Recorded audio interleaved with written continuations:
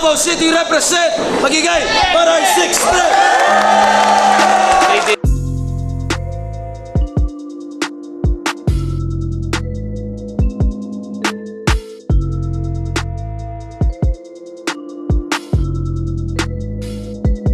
Digits. Yun lang. Game! That's, para sa gabing ito, marami-rami ang hinanda ko bilang pain. Kakatay ako ng big fish mula Jensan. Malaking isda aking iyakain. Tara at pagsaluhan natin 3 taon. Mga tao, inabangan ng laban natin. Ang nakakatawa lang, pinag-practice ka sa 5 laban para lang maging anda sa ika-6 Davao.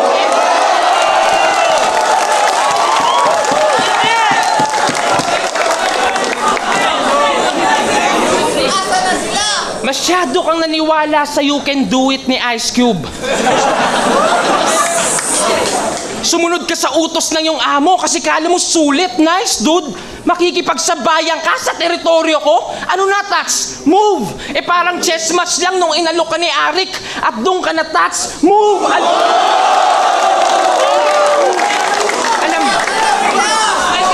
Alam nyo ba kung ano ka-rhyme ng Muslim na mahilig sa magarbo na kopya?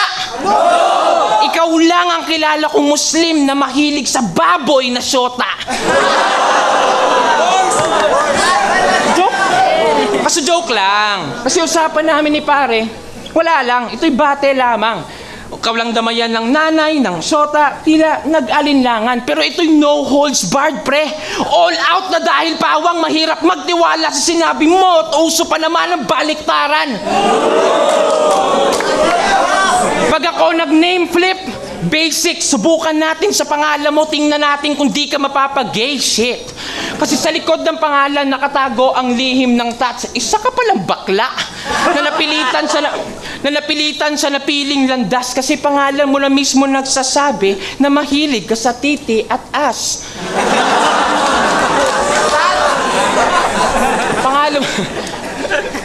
Pangalan mo na pa na mismo nagsasabi na mahilig ka sa titi at ass kasi ako ang tirador ng timog. Huwag magkamaling maliitin. May basbas ng presidente, lisensyado akong tumira palihim. Sa bawat linyang malagim, kung humiwa madiin, ay tila patikim na mga bitag palihim, pre. Huwag ka magalit. Pag sinabi ko yung style mo, napaka-lame, sir, ang pangit. 1 minutong set-upan tapos haymaker, subalit. Burado ang Tats sa tirador pagkat laser ang gamit. Kasi itong si pare ko mag-set up, ang haba, kala mo talaga, leader ng hype beast. Isang storya, daming kwento, daig pa filler ng One Piece, panay pilit ng plot twist. Ang tagal matapos ng Tats, kaya naman pala, beginner yung artist.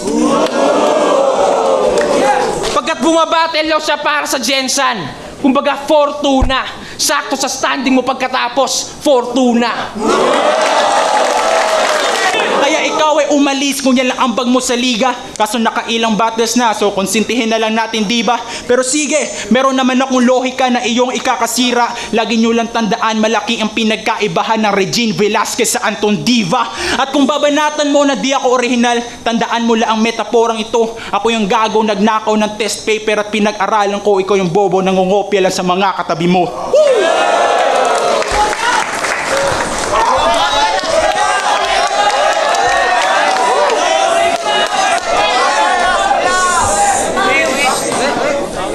Puta, galing!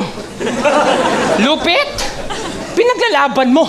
Kala ko ba kakaiba to? Halos lahat ng punchline gamit na anggulo na ng lahat na nakalabang ko. Kasi malamang, mga anggulo ng puta, recycled na kay Cool Kid, di niya na-spit kay Poison, mga bara mo nung una, wala ka na bang maisip, tol? Pinamukha mo lang banuka, pues malinis ang Davao Tats, walang interesado sa basura. Siya daw ang Provinciano na King na nilaban sa Provinciano na Coco.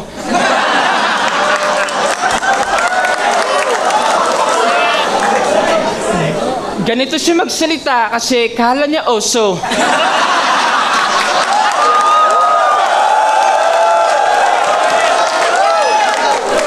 Tang ina mo, dude, kainis. Paano ka naging touch maven? Bulol ka sa S!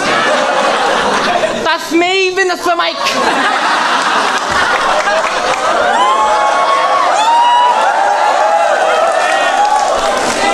Speaking of Poison 13, oops, walang imek.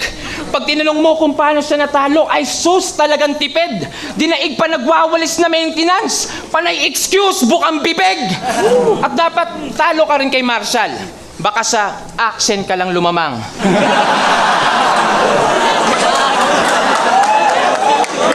At dapat talo ka rin kay Invictus kung siya'y naintindihan ng ibig sabihin ko lang yan kahit saan mo man tignan at sa week ka lumamang, puta up pricing ka nga pala. Kaya yung panalo automatic na malamang.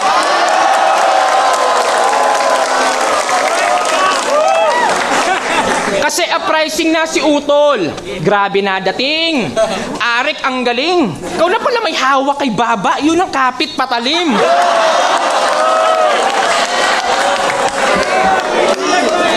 Pag sinukat niya o Baba nito, sigurado ilang milya. Yung mukha niya parang Spratly. Kasi sinakop na ng chin niya.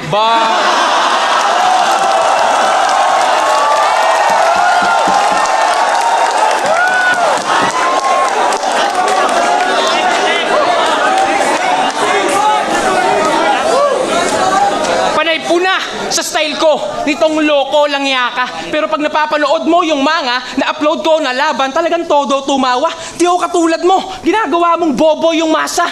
Pilit na wordplay, sabay double entendre para makuha yung genre. Diyos ko, ang drama. Di mo napapansin? Yung bara mo nagiging joke. Yung jokes ko, bara.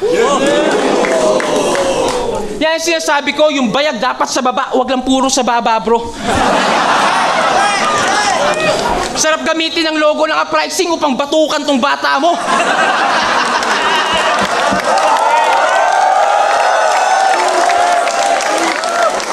Naturingan kang uprising pero sa atong duwa ako ang mas kamao. Isa ka sa napiling MC, sa aking killing frenzy. 35 sa bumbunan yun ang tirang KD. Bawat titik, deadly. Magkakaubusan ngayon ng barat, siguradong si TMMT.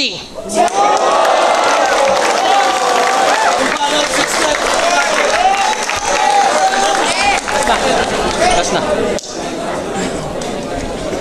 Nakanamput.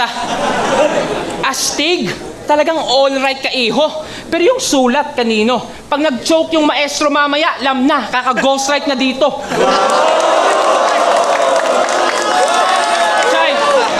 Siya ay Jensen represent na naging uprising, OSD, Troop 1, Pangkat Magat, Outbox, Digmaan, Writer's Block. Puta, ang daming nauto mo.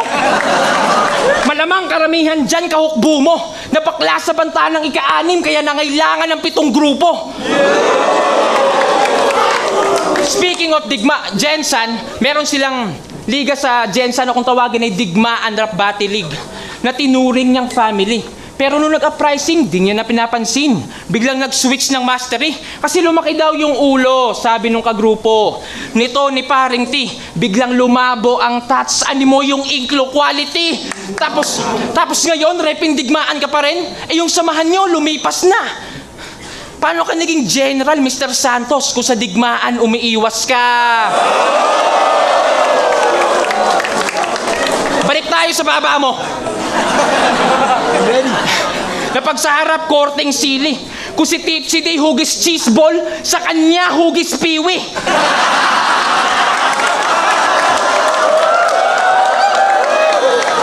Sinabihan mo pa si Marshall na puro copy kanyang linya, isa ka din namang copy-paste master na palaging mga baon nagaling ibang liga. Pero yung sa kanya iba, hirap na nga mag-gets, ang pangit pa nung rima. Doon pa kasi yung ghostwriter mo, pre-Punjabi mula India. Daming naloko sa mokong na to. Kala mo talaga, todo sulat si Gago. Yung pala, Ctrl-C, sabay Ctrl-V, kaya pati W, kontrolado.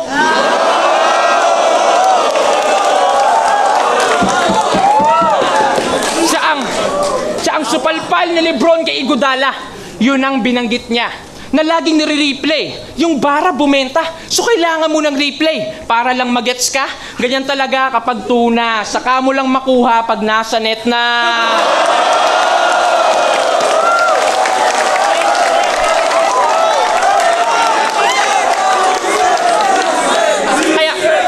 Kaya pala di ka pinapasali ni Arik ng isa buhay. Gamit ang perf na yan. Nakaka-hurt naman. Di ka kasi daw pang champion eh. Pang surf ka lang. Kaya taog, sugatan, di na kailangan magtaka.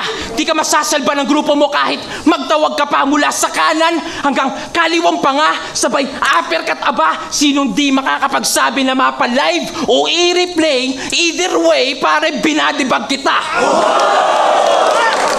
Tatlong rounds di ako ng damay, na personal, ng buwisit at ng gago. Tumupad ako sa usapan kahit sabihing barumbado. Binanggit ko na nung nakaraan, saksi ang mga tao. Maling marumi ang DDS, ikay malinis sinarbaho.